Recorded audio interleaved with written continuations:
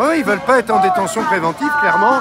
Ils veulent être laissés libres jusqu'au jour de leur procès. Déjà l'IGPN qui peut aussi, qui n'est pas indépendante, ça peut se rajouter à tout ça, quoi. Alors qu'on sait très bien que là, dernièrement, le policier de Marseille a été prolongé en détention par les 6 juges à l'unanimité. Donc il n'y a pas une question là-dessus, tu vois. C'est pas, ils se sont pas posé la question, est-ce qu'il est responsable? Non, les 6 juges ont dit oui, il est responsable. Parce qu'on met aussi des gens en préventive, parce que ça peut être un trouble à l'ordre public. Ben voilà. Un policier qui a commis des violences policières, on dit aussi que ça le protège lui, comme ça peut protéger les autres. C'est ça. Mais en même temps, quand tu les laisses dehors, ils peuvent s'arranger avec leurs collègues pour communiquer, pour se mettre d'accord sur le même, tu vois, sur la même longueur d'onde. Ils peuvent s'arranger pour faire disparaître des vidéosurveillance, des trucs, des dossiers, tu vois. Comme ça a été le cas déjà dans un procès qui a été réouvert en juin là, mais qui date en vérité de 4 ans, où il y a une femme qui s'est fait salement tabasser par la police. Et elle a été déposée plainte, mais bien sûr personne ne voulait prendre sa plainte. Le temps que l'IGPN prenne sa plainte, il s'était écoulé 2 mois, délai légal pour conserver les vidéosurveillances. Et donc, quand le procès s'est ouvert par l'IGPN, les vidéos avaient été effacées. C'est pratique. Heureusement, il y avait 2 vidéos amateurs sur lesquels on a pu identifier formellement un des policiers. Donc après, il a été obligé de témoigner pour dire qui était présent avec lui. Donc on a donc identifié les autres. Alors qu'ils avaient tous démenti, ils ont tous fait des faux en écriture, ils ont tous fait des faux témoignages pour être laissés en liberté. Ils se couvrent, même... Mais entre eux, avec ils sont tous complices, quoi. Voilà, avec le chef de la police qui couvrait le truc, tu vois, qui validait. À la limite, c'est lui qui a mis le tampon pour effacer les vidéos, tu vois. Mais bon, ça on le sait, on n'est pas dupes. Donc c'est pour ça que la détention provisoire, elle a son sens. C'est pour éviter qu'il y ait ce genre de malversation. Et eux se sont offusqués et forcément, ils ont fait plier le gouvernement. Parce que le gouvernement s'est dit, putain, mais si on perd les flics, il n'y a plus personne qui va nous défendre. Oui, tu vois, pour eux, oui. Bah oui. Pour eux, la police, c'est essentiel, tu vois. Ouais. Pour continuer leur business, pour continuer leur politique de merde.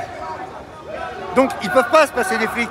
Donc, ils leur ont encore rajouté une augmentation, plus ils leur ont promis un statut spécial. Jackpot. Maintenant, ils vont nous tabasser en toute impunité. Ouais, ça veut dire, ça va laisser penser à certains, je peux taper, après j'irai pas en tôle. Voilà. Ouais. On va plus en tôle, les gars. Ouais. Voilà. En toute impunité, tranquille, on a la carte blanche. Bon. Et tu penses que ça passera pas, ça mais ils n'ont pas encore fait passer ça aussi. Ouais. Ça va passer. Ouais. Ça va passer. Ils font tout ce qu'ils veulent, quoi. Bah ouais. Bah ouais.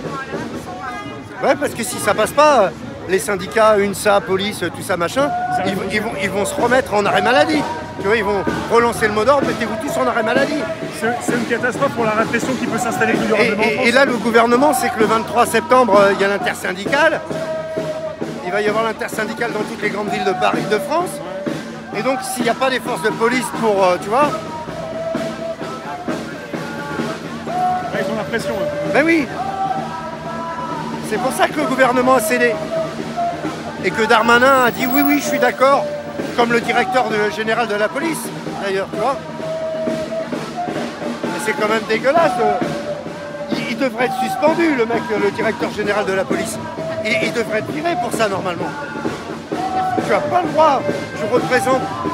Tu représentes la police, mais tu n'as pas le droit de te positionner comme ça lorsqu'il y a un jugement en cours, lorsqu'il y a une instruction en cours sur des violences qui ont été commises et qui ont été vérifiées et dont 6 juges à 2 reprises ont maintenu le présumé coupable en détention provisoire. C'est donc qu'ils avaient quand même suffisamment d'éléments pour le faire. Donc, ce que tu me dis, il y a quand même des juges qui font bien leur boulot quand même. Évidemment. Il n'y a pas que des mauvais juges, quoi. Il n'y a pas que des mauvais juges, la preuve. Parce que bon, là, de toute évidence, les 6 juges ne sont pas corrompus par le pouvoir. Sinon, ils auraient forcément... ils l'auraient relaxé, tu vois. Et là, on se serait dit, oui, putain, même la justice est pourrie. Non, là, en l'occurrence, on a quand même une preuve que c'est pas le cas. Ouais, les Là- bons sont empêchés de travailler. Quoi. Alors, je dis pas que tous les tribunaux ne sont pas pourris, hein. Il y a des pourris partout, hein, même chez les juges.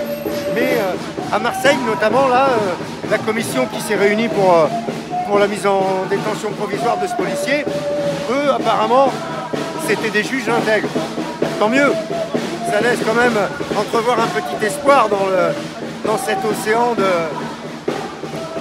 de mouise, hein, parce que police, justice, tout commence à se confondre, tout commence à se mêler, et nous, on ne sait plus à qui se fier, tu vois.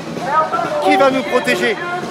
Qui va nous protéger des abus de la police, des violences policières? Qui va nous protéger de ça? Si on sait que les tribunaux derrière, ils font pas leur taf, tu vois. Donc il faut évidemment qu'il y ait des sanctions contre ces policiers-là.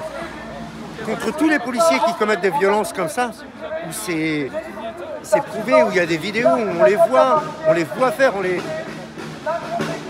Il doit y avoir des sanctions, et il doit y avoir des peines de prison. C'est obligé. Pour la reconnaissance déjà des victimes.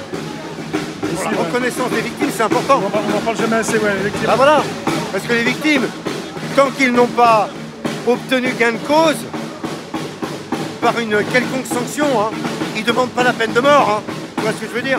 Les victimes ne demandent pas la peine de mort, mais ils demandent une reconnaissance et une condamnation des coupables. Ils veulent être reconnus comme victimes. Et s'ils n'obtiennent pas ça, eh ben, qu'est-ce que tu veux qu'ils pensent de notre système et quel message ça véhicule de la part des autorités de la nation? Si la justice n'est pas capable de sanctionner les abus de la police, c'est un monde... c'est du totalitarisme à l'état pur. On a un peu de temps quand même. Ouais, mais bon, c'est ça. Merci, merci. De rien.